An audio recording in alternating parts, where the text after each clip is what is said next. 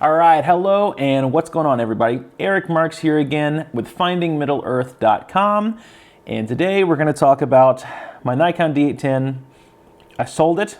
We'll talk about why I sold it. By the way, I apologize that I'm chewing gum for this video. I just had something like caught in my throat a minute ago, and I had this like weird coughing attack. So there's the mintiness of the gum helps my throat and just not. Anyway, so the camera that I still have is the brilliant Nikon D810, and I have my Zeiss Milvis lens on here, and this is just a fantastic camera. It really is. I'm going to make a whole separate video on how good this camera really is if you're on a budget for landscape photography, and even if you're not on a budget, this is just a great camera. The dynamic range coming out of this camera is fantastic, especially for the price. You can get these like $600 or $700 US now for the body only. It's incredible. So anyway, I sold my D810. I even made a little clip, like a little cell phone selfie video clip when I was about to meet the buyer to sell it, because I was just so sad, and I was just making a little clip, like a bittersweet moment that I was going to share on YouTube. All right, what's up, everybody? This is a little bit of an emotional morning for me, kind of bittersweet. I just drove about half an hour to sell something very special to me. The old D810. Just it's kind of bittersweet. So who better to confide in and to lean on than my my favorite 12,000 people on the internet. And I decided not to share it on YouTube because I wanted to do a video like this, where it was kind of a surprise reveal of the new camera. And the coolest part about selling the camera was that you know, if you're nerdy like me, you kind of form a bond with the camera over the years, right? You can really like get obsessive over one specific camera that's just taking care of you in all these situations. And that was very much that for my D810. I loved my D810, and you know, I wanted to sell it to someone that was going to love it and enjoy it as much as I did. I didn't want to just sell it to someone that was going to use it as like a, you know, their third camera, throw it in the bag, and it never get used. So I met the buyer, okay, in a shopping center, and I was about maybe, I don't know, 30 or 40 feet away from him, and the buyer says, "Eric Marks, I know your videos, I watch you on YouTube." And first off, that was weird and surreal that, you know, people can recognize me. It's so crazy. And the guy that bought the camera, super nice guy. Immediately I was like, okay, I'm doing the right thing. I'm helping this guy out, giving him the D810, and he's helping me out, helping me fund the new camera. And it was a great, we chatted a little bit. It was a great little conversation. I got to meet his family, just super nice guy. And I was so glad to sell him the D810 because I know he's gonna enjoy it. He's gonna love it. I think he said he was coming from a Nikon crop sensor camera. I can't remember which one, but I loved, you know, knowing that it was going to someone that was gonna use it. Okay, so what camera did I get? Yeah, I got the new Nikon D850. And I know some of you are probably like jumping up and down, so happy right now, because so many people have been convincing me to do this. And this has been out for months now, and it's been back ordered for forever. And I was able to get this because a really cool camera store in Kentucky had one. I called like every state, like every camera store that I knew of in every state. They were all back ordered for like 8 weeks or 10 weeks. And one camera store in Kentucky said, "Hey, we actually have one here that's been sitting here. It had a guy's name on it, but he never came in. It's been like 14 days since he came in and asked, you know, us to put his name on it, and we told him that we can't hold it that long. So the guy never came to pick it up. So I said, hey, I'll take it right now over the phone, ship it to me. Here's my money. Just take my money and give me the camera." So I actually got one, and I did not have to wait. It's a miracle. So I'm just gonna do a quick little unboxing and first impressions on camera here.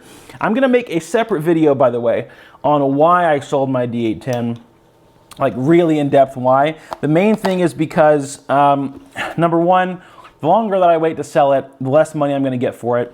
And that just makes me, you know, a little sick in the stomach if I waited so long to where it's only worth like $1,000 or something, because I paid $3,300 for the D810 when it came out brand new. So I didn't want to lose a ton of money on it. But also, I sold it because I got commissioned to do some work recently that I really wanted to use my Nikon system for instead of my Fujifilm system, because I really trust my Nikon system, and I wanted full frame for the work that I'm going to be doing. Some of it is paid work and some of it is a personal project.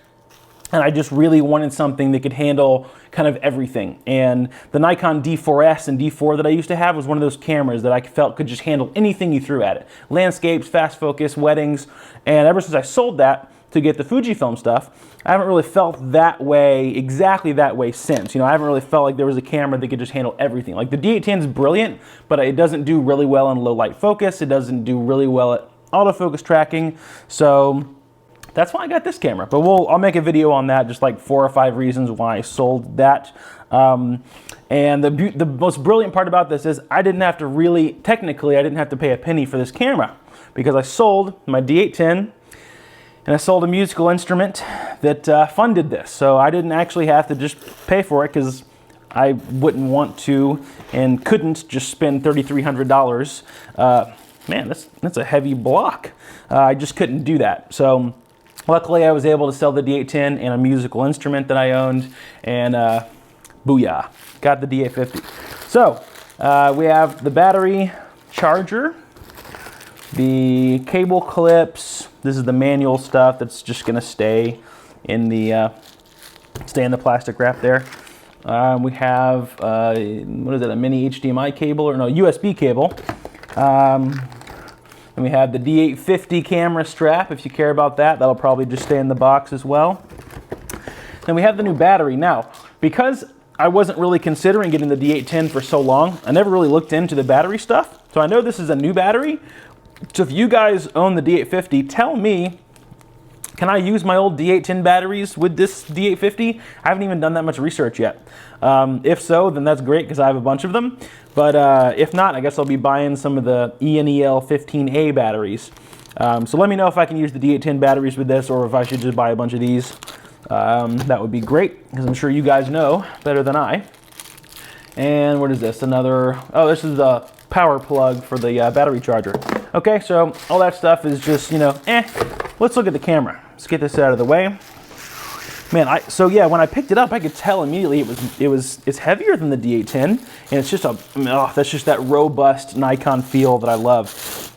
We have a snap bridge tag hanging off of the camera. If I was Nikon, that's probably not the one thing that I would want hanging off the camera. Snap bridge doesn't really work that well. Oh man, look at that. It's like I'm back home with my D810. What a beautiful camera. I mean, it really is. Now remember, I've never owned the D500 or the D5, so the touch screen and this new autofocus system is all going to be super brand new to me. Man, I'm just like, sorry, I'm kind of geeking out here. This is the first time I've really gotten to play with this in depth, as far as like holding it and feeling it. I love they got rid of the flash. It just feels like a pro body now, like the D4, D4S that I used to own. So I'm noticing something. The buttons feel very rigid and robust compared to the D810. That's look at my D7200. That's probably my first impression. Well, the D7200 is pretty darn good, actually. Very, very rigid. But something about these buttons feels like I could just like take a drill to them and they wouldn't go anywhere. They're very, very kind of harder to push, but in a nice way. The AF on button's a little easier to push. I'm assuming that's on purpose, so the back button focus is super easy. Yeah, I dig it. I love this camera. So, what, 45 something megapixels, crazy autofocus system, about the same dynamic range as the D810. I'm gonna like the touch screen, I know that. What can I say, guys? I'm just excited. I'm excited that I own this camera now. The deeper grip is something that I'm typically not a huge fan of, but I can roll with it. I'm cool with it. I can't wait to mount a lens on this puppy and try it out in the field. So now that I have this, you guys will be seeing a lot of D850 videos, I'm sure. I'll do some D850 versus X-T2 videos just for fun for the Fuji fanboys out there. And then I'll do, like I said, I'll do another video talking a little bit more about why I sold my D810. And then, so here we go. Here's my Nikon lineup. I have my D850 and my 7200, and I think this is a really good pair because even though this can swap into the new, the crop sensor mode or whatever, I just love this camera. There's just something special about it. And I can start using the 7200 for some time lapse and some video while this one is handling the photo aspect for me. So, and then of course, I just can't even wait to see this is literally like a match made in heaven, the D850 plus the Zeiss Milvis lens. Those two together, whenever I import the images and the Capture One realizes that I'm using the D850 plus the Zeiss Milvis, it's just gonna like shut down and be like, sorry, there's not a software on earth that can handle this much like heavenliness. Okay, well, now you guys know, sold the D810. I am a D850 owner. I will do an actual full review on this, even though it's, better late than never, I guess. Everyone else has already done their reviews and impressions. We know it's a legendary, awesome camera, but nonetheless, I will give you my thoughts after shooting with it for, let's say 2 or 3 weeks straight. I'll let you guys know my thoughts. So thank you guys so much for watching. If you have any questions, as always, leave them in the comments, and I will see you guys in the next one. If you enjoyed this video, please consider subscribing to my channel. And if you would like to find out more about me and how you can improve your photography, please check out my premium tutorials at findingmiddleearth.com/store.